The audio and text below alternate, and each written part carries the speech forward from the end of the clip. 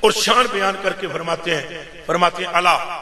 وان، میں طویل حدیث شریف اس لیے پوری تلاوت نہیں کر رہا، ایک تو تقلیل وقت ہے اور دوسرا یہ کہ میرے موضوع کی مناسبت سے صرف اتنا حصہ ہے۔ صحابہ بیٹھے ہوئے تھے، سرسری طور پر عرض کر دوں، انبیاء کا تذکرہ ہو رہا تھا اور حضرت عبداللہ بن عباس راوی ہیں، حضور اوپر سے تشریف لائے،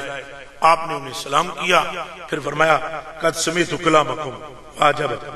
میں نے تمہارے تعجب کو بھی دیکھ لیا اور تمہاری گفتگو کو بھی سن لیا۔ تم تمام انبیاء کا تذکرہ کر رہے تھے کہ ابراہیم خلیل اللہ ہیں اور عیسیٰ کلمۃ اللہ ہیں اور روح اللہ ہیں اور موسیٰ کلیم اللہ ہیں، وآدم مصطفیٰ اللہ تعالی وہو کذالک، اور آدم جو ہیں وہ خلیفۃ اللہ ہیں، اور بالکل یہ ساری باتیں درست ہیں۔ اس کے بعد حضور نے فرمایا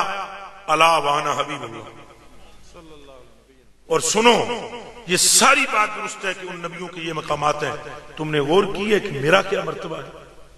میرا کیا مقام ہے؟ فرمایا خبردار، میں اللہ کا حبیب ہوں، میں اللہ کا، ذرا بولیے، میں اللہ کا حبیب ہوں۔ یہ فرمایا، لیکن غور کیجئے،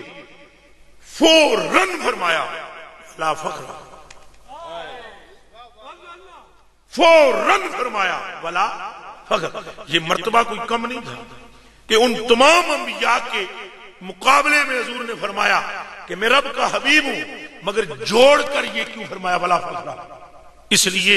کہ میری امت کو یہ تعلیم ملے کہ تمہیں کتنی عزت کیوں نہ مل جائے اور تم کتنے بڑے مسند پر کیوں نہ بیٹھ جاؤ اور تم کتنے بڑے منصب پر فائز کیوں نہ ہو جاؤ، کیسی کرسی تمہیں کیوں نہ دے دی جائے، تمہاری گردن میں سریا نہیں آنا چاہیے، چونکہ تمہارے ہاتھ میرے دامن سے وابستہ ہے۔ تمہارے اندر عجز کا پہلو نمایاں رہنا چاہیے، چونکہ میں جو کہ تمہارا رسول اور نبی ہوں،